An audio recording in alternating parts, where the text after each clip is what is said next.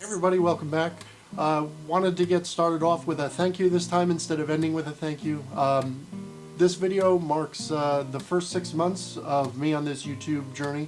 So I want to say thank you to all of my friends, family, and subscribers for following along on this journey with me. It is really appreciated. Everybody's likes and comments and the subscriptions are very, very appreciated. And I really do thank everybody for coming along. So make sure, if you're just seeing this for the first time, make sure to give subscribe on the channel so you can see what else that I've got going on. Got some exciting stuff coming up pretty soon. But for the first 6 months, thank you. This has been a lot of fun, and it's been very interesting and very thought-provoking, at least for me on the back end of things. I've learned a lot doing this, so I really do appreciate everybody's support on it. But I also want to segue this into a little bit of how improvement and everything in photography happens over time as well.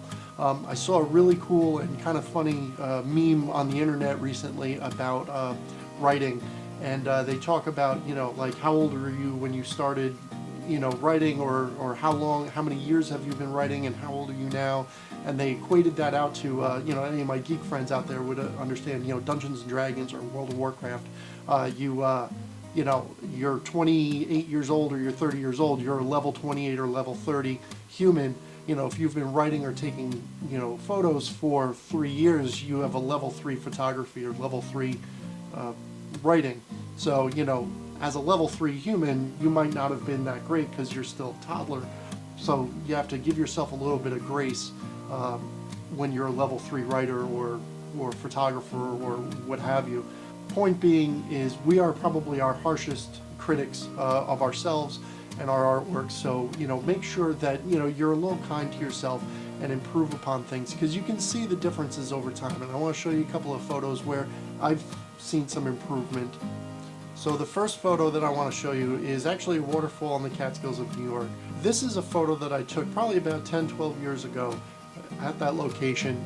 I like the composition of this. I love this waterfall. It's a place that I've gone to many times over the course of, not only my photography life, but also my life in general. I've been camping nearby for longer than I care to admit, but this is a waterfall that I've visited many times, and I do have several photos of this waterfall. And you can see, I've got a pretty decent composition. There's some really nice light, got a little bit of dappled light onto the waterfall. But then in the current photo, the lighting is a little bit more even. I've got a little bit better composition on it, and as you can see, the difference between the two, I've given the rock that I have in my foreground a little bit more breathing room, a little bit more space to exist within the frame, whereas the original photo I was very close to the edge of the frame. So I've given myself some space there, and I've kind of gotten the entire scene laid out a little bit better. So the next photo I wanted to show you guys is a night sky photo of the Milky Way.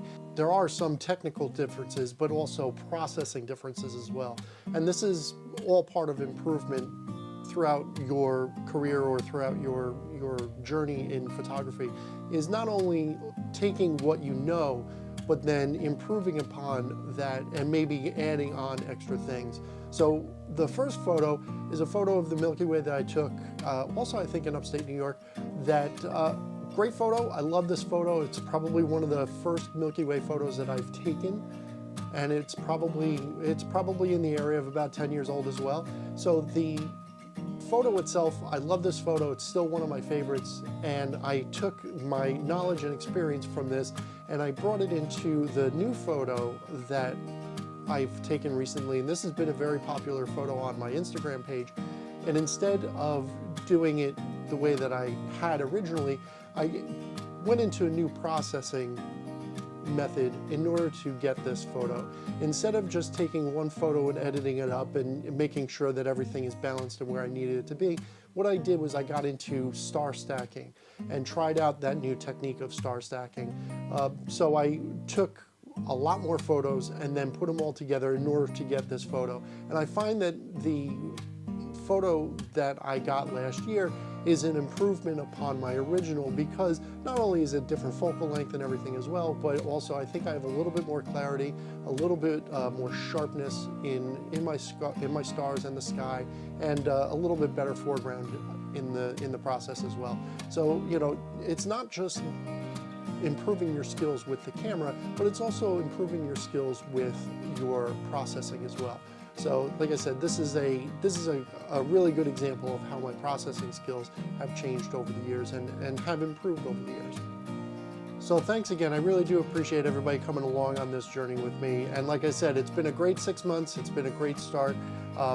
And as I said earlier, if you have any suggestions or anything you want to see, anything new that I haven't covered, or even corrections or anything else, please leave them in the comments below. I'm really curious to see what everybody thinks and what ideas that people have might be able to help me improve this channel as a whole, improve my photography, but also maybe if it's something that you guys want to learn as well, that I can show you.